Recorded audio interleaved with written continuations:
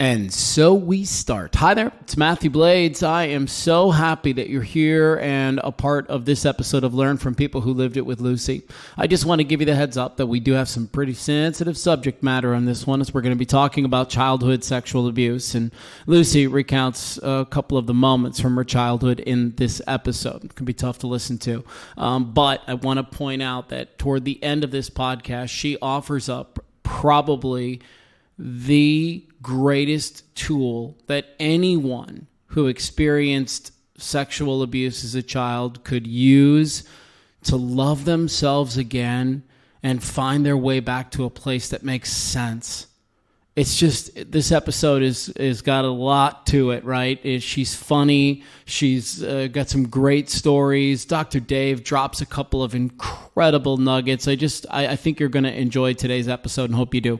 Real quick, want to mention that we are putting on speaker workshops now for teachers. And if you are interested, please head over to my LinkedIn profile. We would love to get connected there. Or you can go to learnfrompleplewholivedit.com and click on the speaker tab.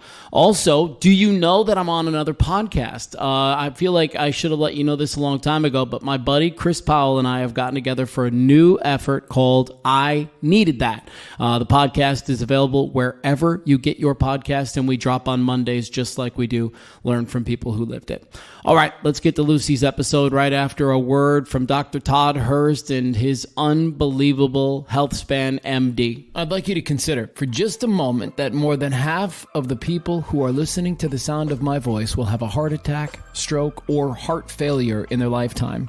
However, research shows us that up to 90% of heart disease and stroke is preventable. I think about my own father, who died by heart attack at just 47 years old, and I wonder how much longer he'd be around if we'd just known about HealthSpan MD. Dr. Todd Hurst, a board-certified cardiologist, is not just my doctor. He's helped thousands of people just like you and me with his approach. HealthSpan MD is the way healthcare is supposed to be, an ongoing partnership between you and your expert healthcare team that guides you step by step on the best opportunities to achieve your health, weight, and longevity goals. Please take a minute and sign up for his 3-step consultation and witness the HealthSpan MD difference for yourself, so you can be here longer for your family and, most importantly, yourself. HealthSpanMD.com. HealthSpan MD, an insurance-based practice. Find and learn from people who lived it wherever you get podcasts. Search it using all one word. Learn from people who lived it. Welcome to another episode of Learn from People Who Lived It. I'm Lucy, and I'm 40, and I am here to share my story of survival. Who do you hope hears it? I hope everyone hears it. I think we all need to hear each other's stories. I think we need to do a better job of listening to each other, and that is where our understanding and love and patience and empathy and kindness will come from. All right. Well, listen, welcome to another episode of Learn from People Who Lived It. That beautiful man in the middle is Dr. Dave. It is great to have you back for another run at this, man. How are you? A pleasure as always. Good to see you all. Yes. And Lucy, boy, let's dive into some of your story here today.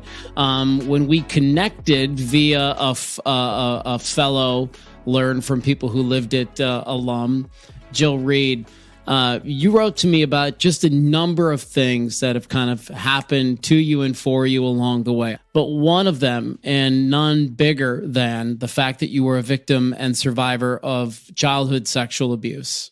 And then more shockingly, the fact that it came out of the hands of a family member. And I know there's just so much to uncover and to unravel in this episode. And my hope is that we do that in a way where we not only do your story some justice, but we also have a really hearty conversation about boundaries and about ways that we can move from trauma in a way where we can set new boundaries around us that, you know, really will be meaningful for our lives. So thank you for being here. I'm excited about getting into this conversation. How are you feeling right now as we kind of get into this thing? Are the nerves high? Like, where are we on the scale of 1 to 10? Well, 10, I'm feeling great. Good. I'm a warrior and I have something to share, and it's finally my turn, and I have an audience, and I'm ready to kind of share my experiences, my life. Yeah. Dave, let me bring you in right away, buddy. When you think about the fact that we're getting ready to talk about being a survivor of childhood sexual abuse, I'm sure there's a number of things that come to your mind. We also talk about how we're going to jump into boundaries. What are you hoping for in this conversation as we get into it? I think one of the things to really highlight is boundaries, and this kind of goes back to a theme that's come up in a number of other podcasts that we've talked about, where the things that you learn early on become the patterns that you live by later on. And until you do something deliberate to change those patterns, you're stuck reliving them time after time. And, you assume that growing up, you're going to get all the life lessons that you need to be a successful and well-balanced adult. But when something like sexual abuse comes into the equation, you're learning things through that experience that then affect all of your relationships later on. And we can get into that a bit more as we go along. I can see you shaking your head already, Lucy. So what has he said that's connecting with you?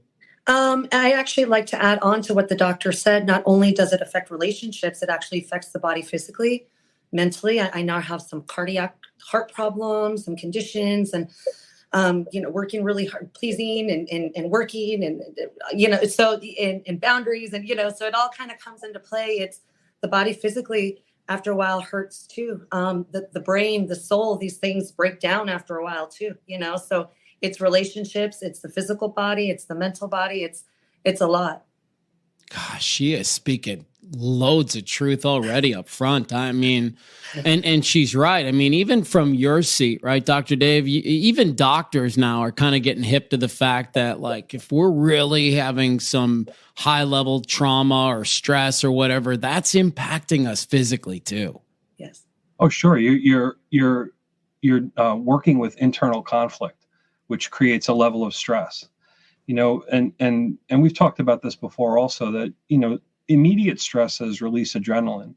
But when that happens repeatedly, chronic stresses start to release cortisol and other inflammatory factors in the body that then affect your health overall and how well you fight off diseases and cause cardiac damage over time. And, so there's a cascade effect that when these things aren't dealt with, the chronic stress being there affects the body, and then also triggers. Right. So if there are certain things that remind you of previous trauma, then you're getting those adrenaline dumps and anxiety and depression and other things related to it as a secondary measure. It's well said, man.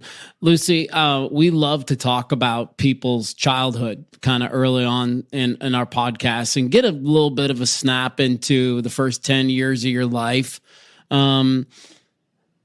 What was that like? I mean, I know your abuse didn't happen until were you 12 years old when this took place? Is that right? 8. Actually, I was 8. Okay. So I'm actually first generation American. So my parents were both foreigners. And so they met here in Phoenix. My mother was born and raised in Argentina, moved here in the late 70s with her mother and her sister, and met a man from Mexico, right? Big surprise, a Mexican man in Phoenix, right? And so he was actually born and raised in Mexico and came to Phoenix to work. And so they met here in Phoenix. And so I am first gen American, which kind of has to do with the story because my father passed when I was 6. And so my mom remarried and, an immigrant woman, didn't know the language, didn't have degrees yet, and so she had to depend on, a secondary source of income and a support system. And so she brought this man that she met actually in the church into our lives. And they met, I think I was pretty young, but the abuse started at 8 years old.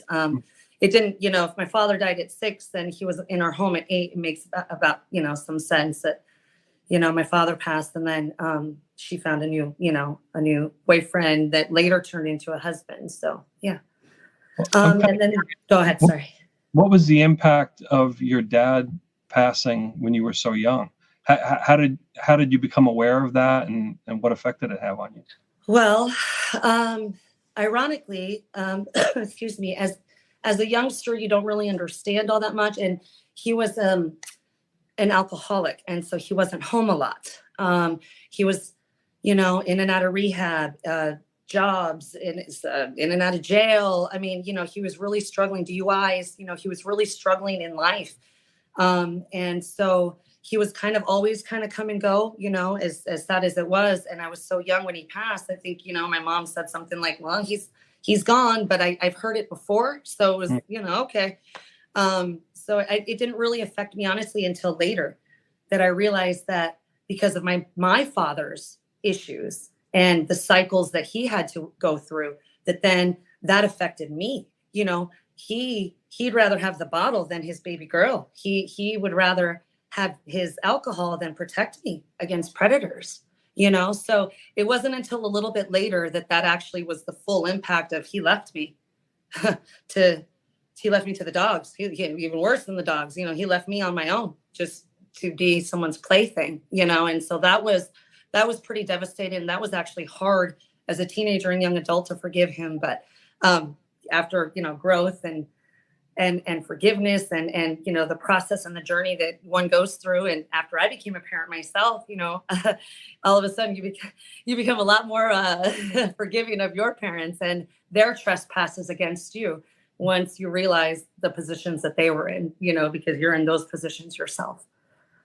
Yeah, it's a big light bulb that goes on for almost all of us. But the story's different for so many people. I want to talk about right after your dad dies.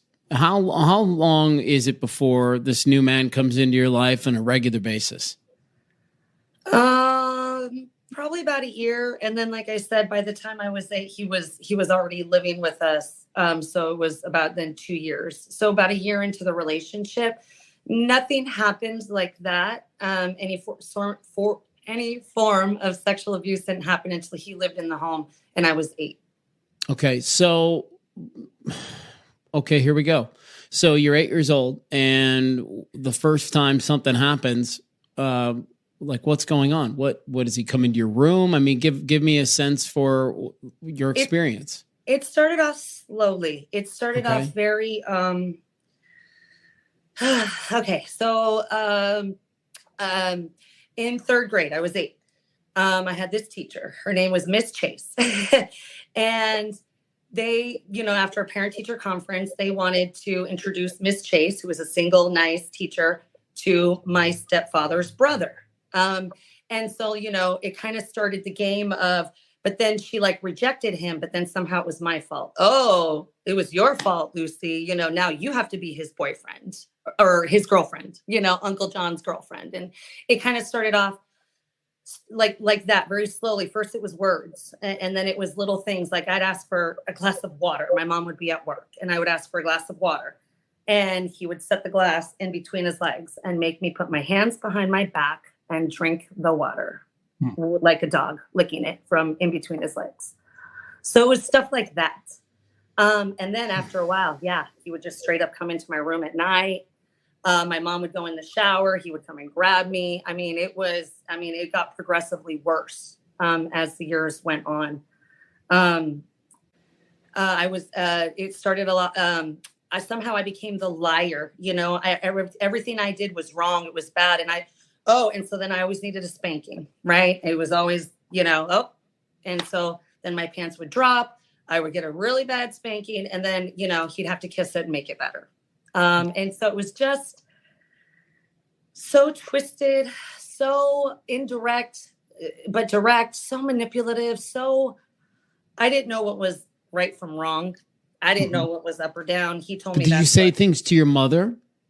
Nothing, never. He told me that this is what it was supposed to be because I lost my dad and I had to keep my stepfather. I had to keep him happy and had to keep Uncle John happy. And he used everything against an 8-year-old girl that he could use.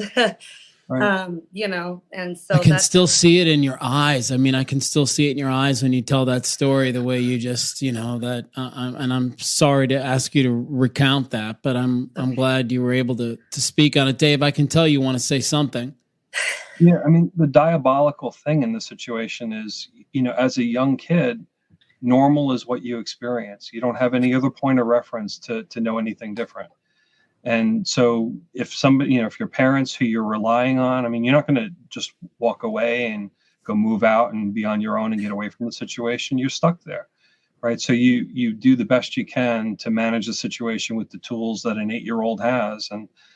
And it's only when you get some perspective then later on that you understand how bad the situation was and what the violation was. But even as a young person, you still feel that conflict. It's like, okay, well, he's saying to do this. Well, this doesn't feel right. This feels wrong. This feels, weird. But what are you going to do? And then that becomes, however you manage that situation, becomes then kind of a map or a blueprint for relationships later on, especially in the sense of, well, he said I'm bad if I don't do this. Well, I must not be worth much. I must not be a good person, and then trying to find an external validation later on, I think, is a big part of the key of getting out of it is, what is your worth, and where does your worth come from? Where does your value come from? Exactly. And not only was I put down like bad, somehow I was always the liar. I didn't lie. I was always the bad. I didn't do bad things. And then I would be rewarded but then I'd be rewarded, like then when it was, a game versus my brother and I, my brother would win. He would still call me the winner. So then I'd be like, yeah, see, it pays to be, his girlfriend or whatever. I mean, do you know what I mean? Because then he would give me those rewards then in other ways too. So then it was like, I was put down by him and then I was rewarded and built back up by him as well. That sounds like such a psychological move, Dave, doesn't it? Oh, it was a mind fuck. Yeah, absolutely. The best word for it. It was bad. And then my grandmother saw what was going on. And I think she saw that he was favoring me and never really stopped to ask why. And then she would favor my brother and then put me down. So then when he wasn't around, then I was the scum compared to my brother. I mean, it was just, and my grandmother didn't like my father. So then she didn't really like me. I was the firstborn and then he died. And so she kind of did I told you so to my mom, and then talked complete crap about my father for, all my life while he was dead, while he couldn't defend himself, while I was being abused. I couldn't defend. She wasn't defending. I mean, it was bad. The situation was pretty bad in my family at home. How did the abuse cycle end? What stopped it? My mom divorced him. And it wasn't even, I didn't even tell my mom what happened until I was an adult, until after I had my own child. So it wasn't even that. They had their own problems. He, obviously has issues and is a very sick, twisted individual. And obviously it didn't work out between them either. Yeah. But how many years did he stay in your life? 4. So 8 to 12. Well, he entered when I was about 7, but nothing terrible happened until I was 8. And it was probably, I was about to turn 13. And so, 12 years old. So it was those 4 years. And then, like the doctor said, once those teenage years hit and I figured out once he was gone, at 12, 13 years old, woo, that was quite the ride too, gentlemen. I mean, we were talking about drugs earlier. Let's get into that next phase, because then right about 13 years old, I started bringing rum in my Pepsi at school. I was in 8th grade. I started stealing cigarettes. I was in 8th grade. I was 13 years old. I wanted to rebel. It's like it finally all caught up with me, that perspective of what has happened and how I was lied to and how I was manipulated and how I didn't know what to say. I didn't know what to do. Would I be believed? Would anyone help me? Am I fine now? Well, he's gone. Maybe I'm fine. Everything's fine. You kind of go through all these like phases. And that's when the drugs and alcohol and partying, I tried committing suicide at 15 years old. I tried overdosing. Because I couldn't do it. I couldn't do it. I mean, I did. I could do it, and I did. But at that time, in that place, there was nothing left for me. I was the scum of the earth. I was just there to be used and abused, and there was nothing left for me. But I have to say something that I don't know if people want to hear this or not. It's actually through some of that drug use. My mom doesn't like to hear this either. That it actually expanded my mind a bit, and I wasn't stuck inside myself anymore. And I realized that there's this whole world, and it goes fast and it goes slow. And I mean, it was psychedelic, man. And I did a lot of hard drugs, a lot of them, all of them hard, a lot, all the time for a few years. And it brought me out of myself, because then for the first time in so many years, for the first time, I wasn't stuck inside Lucy anymore. I was elsewhere. And oh man, it was fun in there. Even to this day, I have my motorcycle license, skydiving, bungee jumping, the rush that, it's like, I crave it. I need it. It gets me out of myself, the exercise for me does it now, that runner's high. And, so that's where I needed to be, I guess, at that age, is because I thought, well, I mean, I was crazy, guys. Like, I was out naked with an umbrella in a lightning storm, like, come and get me, like tempting fate, God, whatever, just get me now, kill me now. I can't do this anymore, And so I remember when I had to make that choice, am I gonna be like that, or am I gonna be different?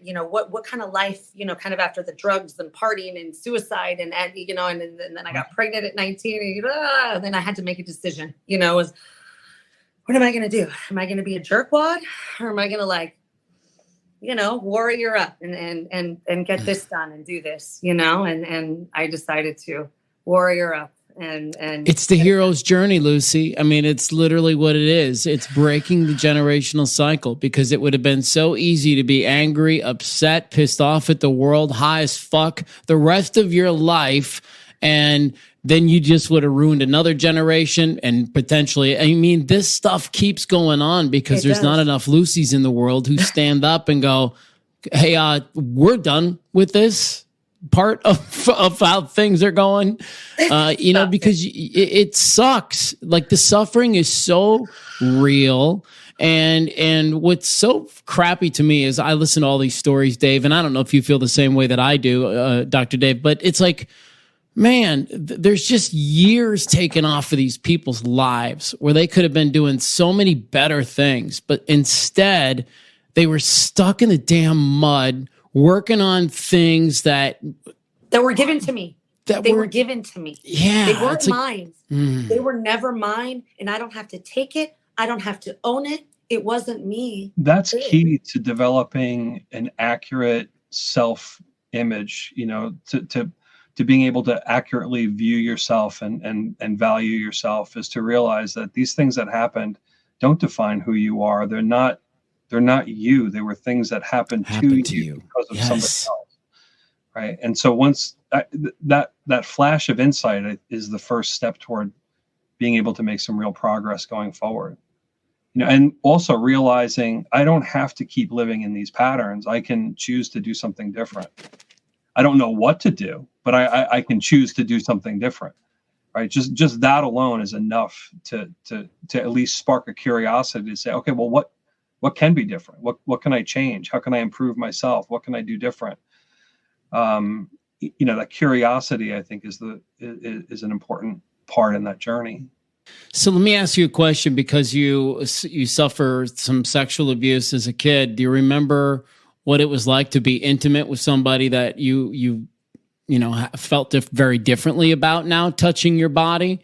And was that something you even thought about, or did it come very natural to you because you just felt a certain way about this guy? Like, I guess I'm wondering, was there any hesitation in you to try and separate the two things, or, I don't know. Help me out here. The two things are very separate and still are. I have to work real hard to combine them, Yeah.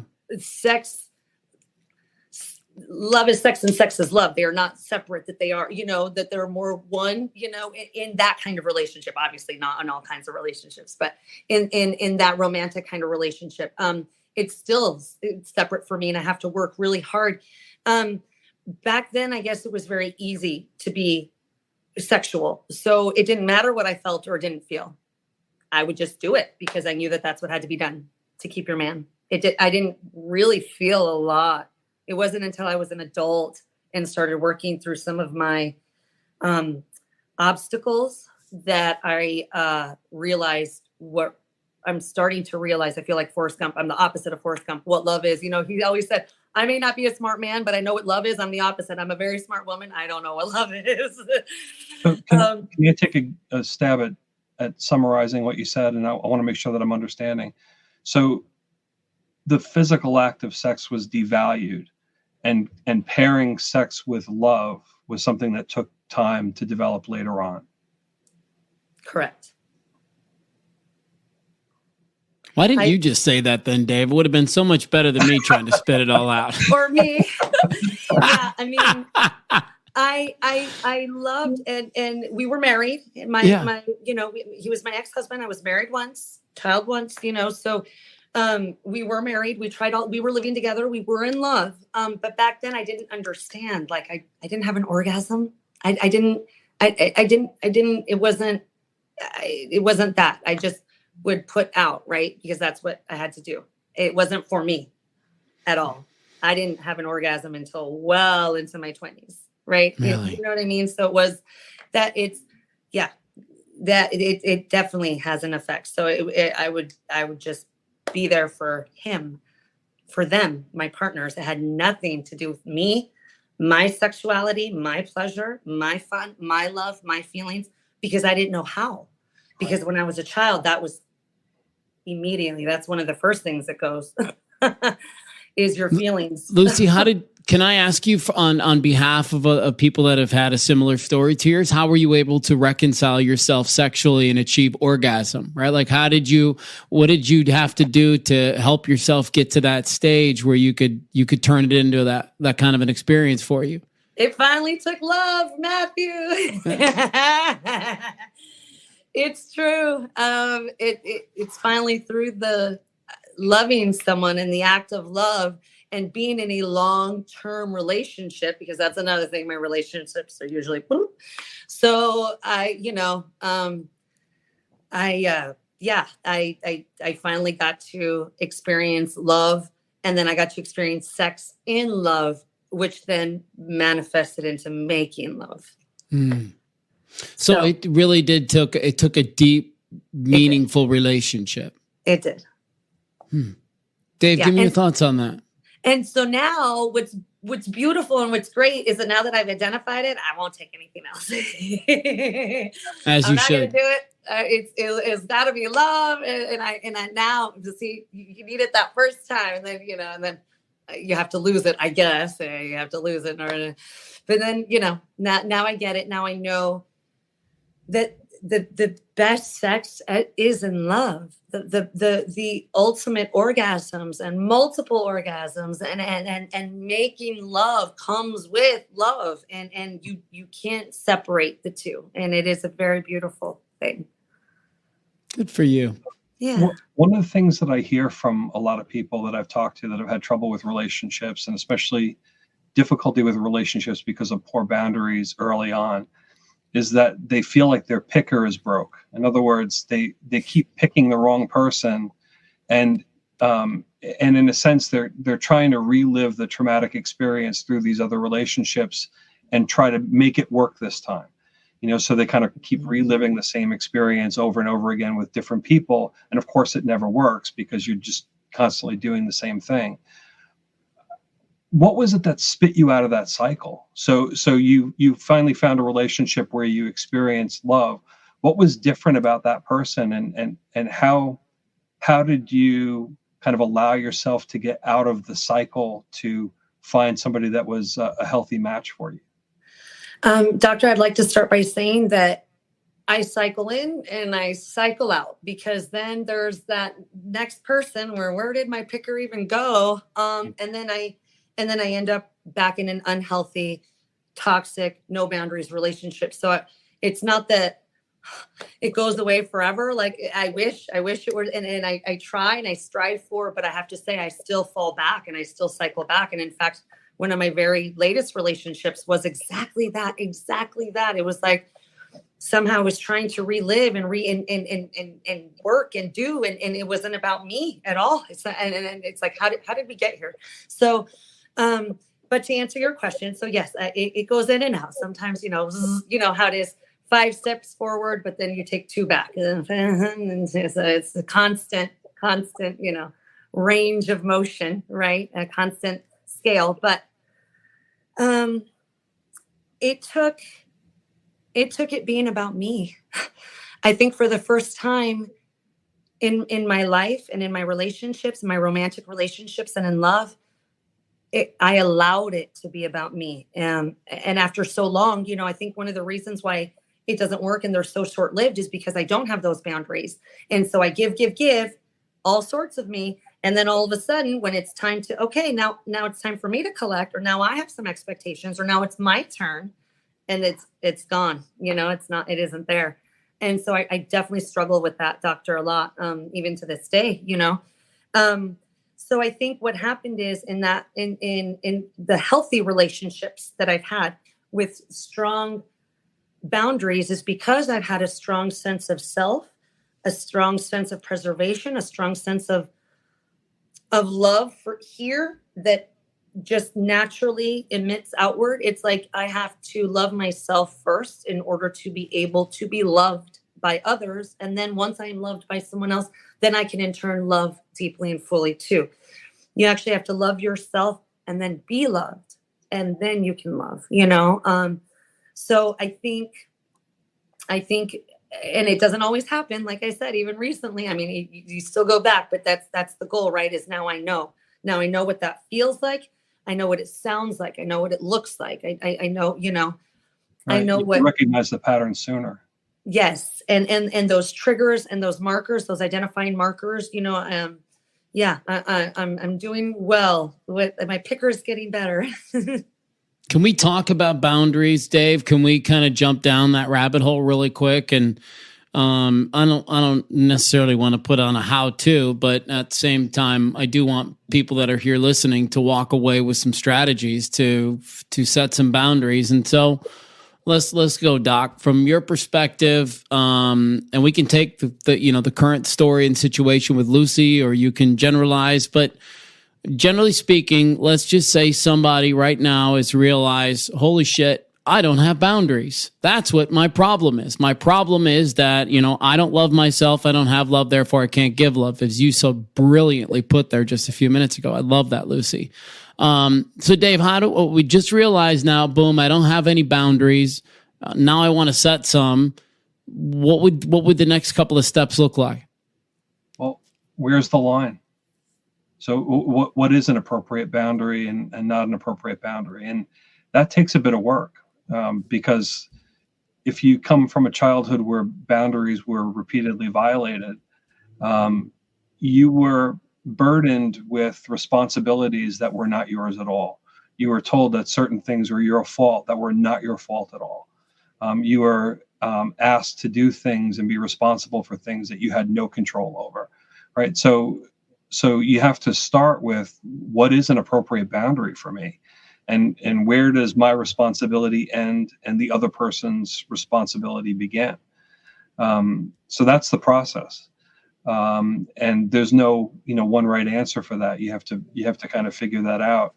And it is negotiable in relationships, right? So, in any relationship, usually one person is better at doing a certain thing than the other person. And so you kind of divide up the responsibilities for efficiency, right? So sometimes one person in the relationship is doing more of something than the other person, and that might be fine. But there should be a balance, and there should be a flow back and forth. And in a healthy relationship, the partner should be looking out for you and looking out for your benefit, and not just taking all the time, right? So I think one of the things to look for early on in an unhealthy relationship is that you're constantly giving The other person's constantly taking.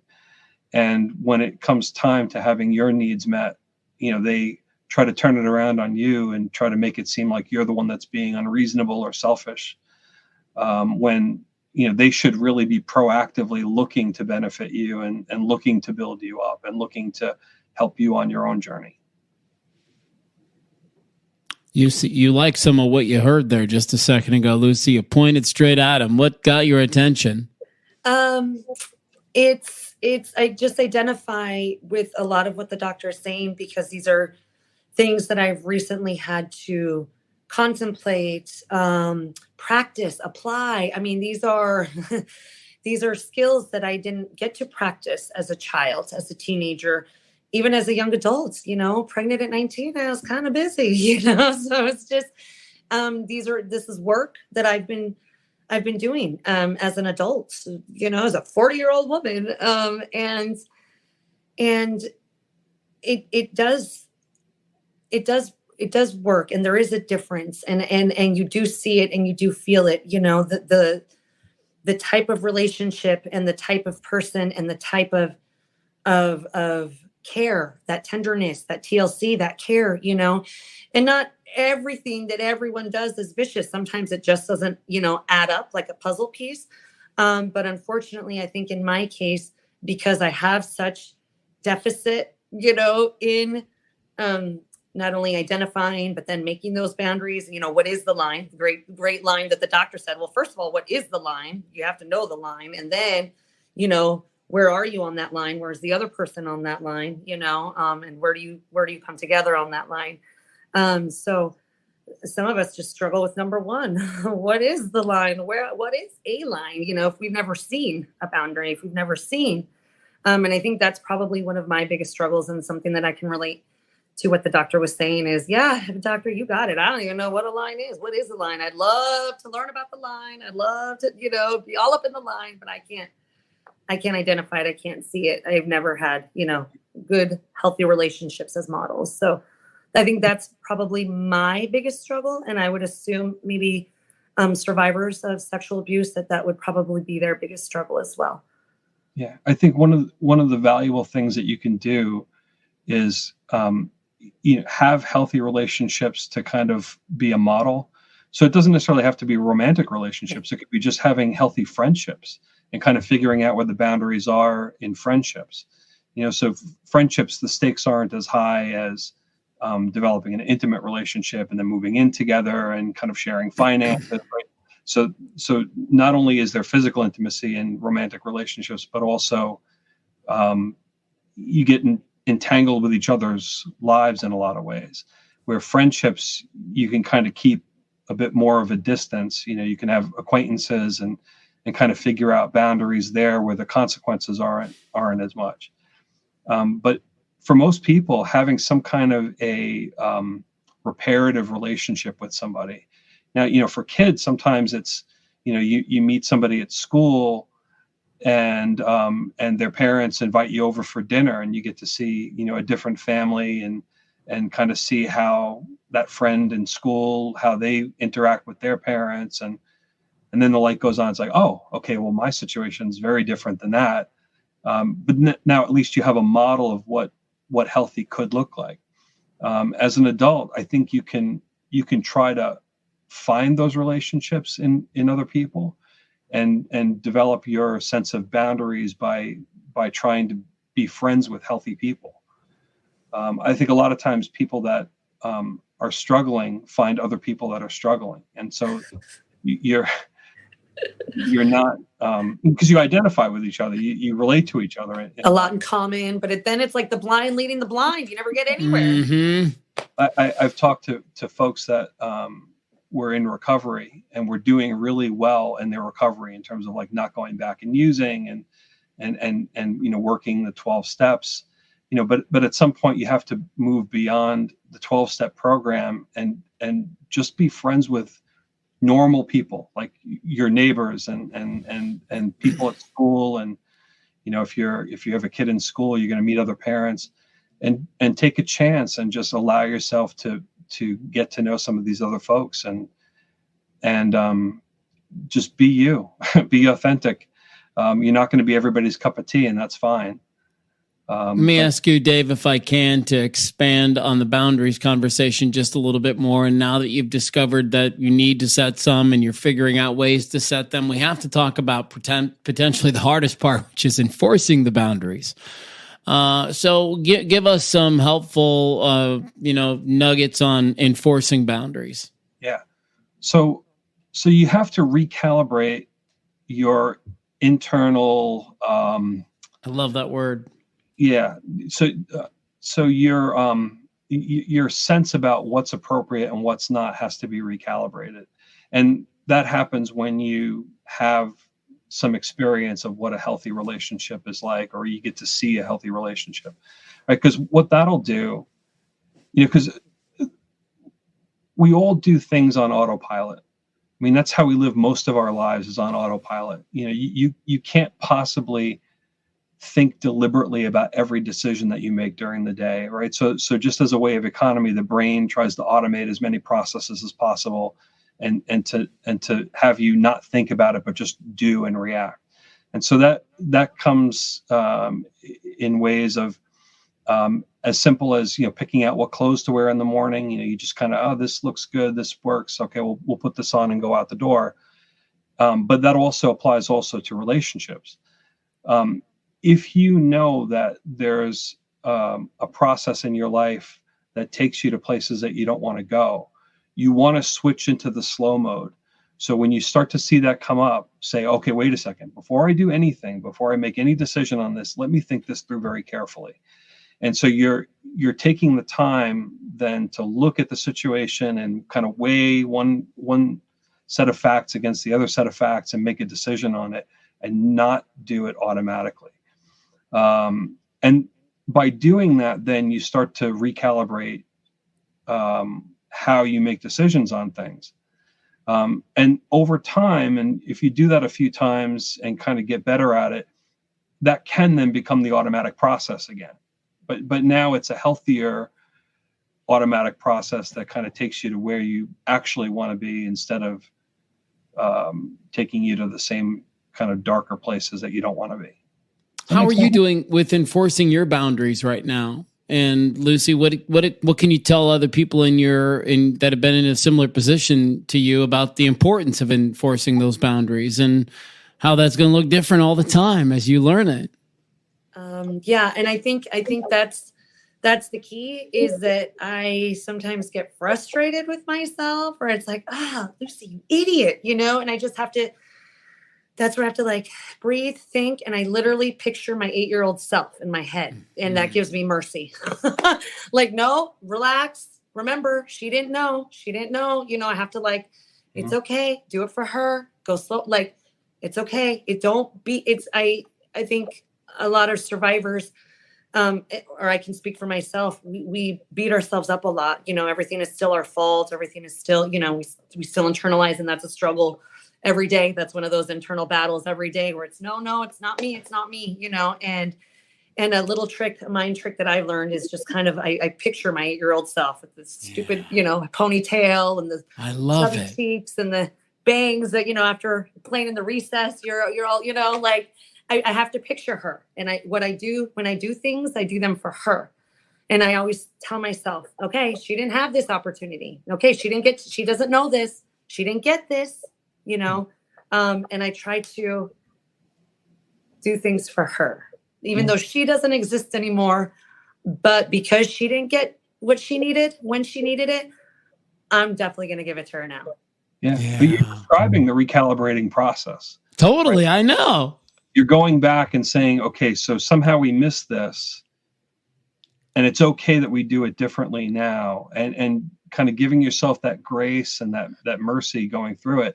Because a lot of times what happens too is when people kind of flash back to situations in the past, they get overwhelmed with anxiety and then shut it down. So instead of going through the process of saying, okay, let's take a look at what happened here. Let's take a look at why I'm feeling the way that I'm feeling. If you just shut it off, now you've missed an opportunity to make a change, right? And so then you perpetuate the same process over and over again. But you found a way to make it okay to revisit the past and learn from it, right? So it's not like what happened is okay. Like that's terrible. It's never okay. But at least if you can go back there and say, okay, so what are we going to do differently? What, I didn't know then that I know now. So what can we improve on? What lesson did I wish that I had then that I have an opportunity to learn now and be able to move with that? That's a great process. You figured out a good process. It's unbelievable. Yeah, it's like you must have you done some inner child work? Is that somebody tee you up to that? Nope, that was me very recently. My mom kind of gave me the idea. She said, because I truly, until very recently, I would say within the last few years, have really worked on myself because, like the doctor said, it's easier to just not and shut it out and just ignore it or distract yourself with something else or get involved with something or someone to then, oh, well, it was him. It wasn't me. Let's move on to this one. You know, and so then because then you can deflect it and you don't have to work on it because the work is hard and the work takes time and the work takes patience. And I was very recently, my mom gave me a trick that she read in one of her books, and she's like, you could carry around this little doll, and the little doll is supposed to represent you. I'm like, I am not carrying around a Cabbage Patch. Like that is not, no, that's not what I'm doing. But it gave me the representation of. Yes. It allowed me the doll. It was like myself, And so now you have me interested in what is this inner child work and where can I get some? But right. Yeah.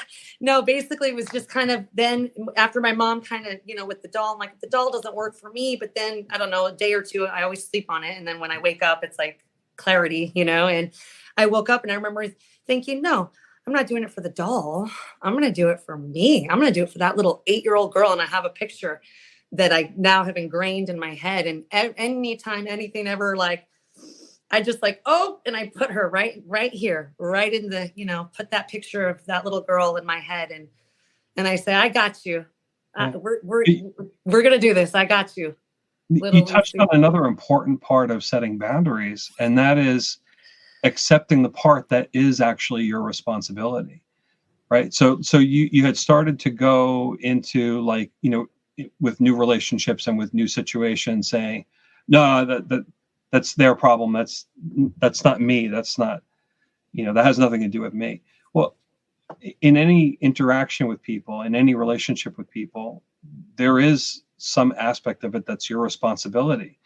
And so that might be responsibility for taking care of something in the relationship, or your responsibility for enforcing a boundary and saying, no, that's not me, that's you, that's your responsibility, right? But you have a role in that one way or the other. And kind of figuring out where that is and acknowledging that there is some role that you play in it. Again, that gives you the power, that gives you the agency to make important changes in your life. If you don't take that, you're kind of being knocked around by whatever comes your way and not having the ability to steer the ship and to control the direction that you're going with your life. Yeah. And I'll tell you guys right now, for anybody listening to our podcast, if you've never been tipped off to inner child work or what Dr. Dave calls the recalibration, I mean, it is game changing. It is life giving. It is soul saving. I mean, it is literally in my retreat, Lucy, there was a couple of experiences where I went back and healed some really old inner child wounds. And that was single-handedly some of the most powerful work that I did in coming to a completely different and new understanding of what I was actually living. And boy, to hear you put it the way you put it, and then Dave, to hear you say it the way you said it, I feel like all three of us have kind of articulated this in our own way, where it should hit with somebody that if you had trauma as a child, or, you should go and learn some of this inner child wound healing, because it really will help you move through in your life. I can hear it in your voice, Lucy. Yeah, go ahead, Dave. It's never too late to start. Right. It's never too late to start. Yeah. What's so cool? And Lucy, I don't know, we'll have to have you back another time, because you have enough for a trilogy in your stories, right? But You've got a daughter who you told us up front is 21 now. And I hope you know this and she sees it too, but like by you doing this work on yourself and healing wounds, you've given her permission to do the same thing for herself. And if and when she's ever going through something and she's ready to move through that thing, you've kind of paved the road for her a little bit. And I wonder what you think about when I pay you that kind of compliment. I appreciate that you see that in me. I see it in myself, which is really important. And I think others see it in me too. We recently, she's studying forensic psychology. Doctor, she's coming after your job. And she'll even tell you that the reason she got into some of this stuff is because of me. She wants to help people like me. She wants to help. Why do people hurt? And then how do people get out of it? And why do people hurt hurt others, right? The hurt people hurt. So we were able to say that, kind of like you said it earlier today, Matthew.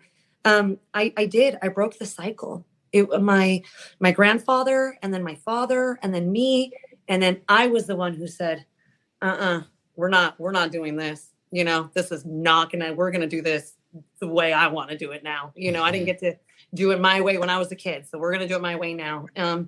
And to be able to break the cycle and to be able to give my daughter the gift of healthiness and love and boundaries and model what real love is and what a healthy relationship is, what a healthy love is. And that's all I ever wanted, for myself. And so I was able to give it to my daughter, which then, like we were talking about earlier, then it comes back to you. So then, now I'm able to have all these other beautiful, healthy relationships, as well as with her, by allowing myself to be open, be vulnerable, heal, and go into those dark places, even though we don't want to, and to remember that little girl, she's stronger than any of us ever know, and we'll ever know. She's stronger than I'll ever know, but I'm going to get to know her, and I'm going to get in there, and I'm going to take some of her secrets, some of her secret sauce, and I'm going to use it too. She did a good job, and I'm going to continue that, the work that we're doing together, Cool, Dave. I can't decide if she's just being humble or what here, but she's further along in her journey than she gives herself credit for. And now it's just about trusting that process and, keep putting one foot in front of the other. And, you seemingly have this and I wish you nothing but the best moving forward. We'll have to have you back for a future episode to learn from people who lived it. Dave, any final remarks from you as we wind up shop here? Yeah, I think, when you're trying to break old patterns, there's probably nothing that you can do to prevent from being drawn into the old patterns. What you get better at over time is recognizing it early and putting a stop to it and taking an exit ramp before you go fully down that road. Right. So I hear from people sometimes that they get frustrated that, that they find themselves being drawn into situations, or people that are rescuers, they find themselves being drawn to people that need rescuing, and then they kind of beat themselves up over it. There's always going to be that draw. I don't think there's anything you can do to get away from that. But what gets better over time is you catch it earlier. You say, okay, I know where this road goes. We're not doing that this time. We're going to do something different. And just kind of giving yourself that grace, because it's a learning process, and you get better the more times you do it. You got to be in it. Love it. Lucy, thank you so much for your time today and for sharing your story with us. Appreciate you. Thanks for having me. It means a lot, that I want to be heard, and people want to listen, so thank you for having me on. It means a lot to me. Appreciate everybody's time and effort on Learn from People Who Lived It. We will see you guys next time. Thank you. We have 3 goals with Learn from People Who Lived It. 1. to help you feel less alone. 2. Encourage you to seek out a coach, a therapist, a church, anyone who can help you get through your journey and find some healing. 3. When you're ready, share your story with us. Find Learn from People Who Lived It, wherever you get podcasts. Search it using all one word, Learn from People Who Lived It.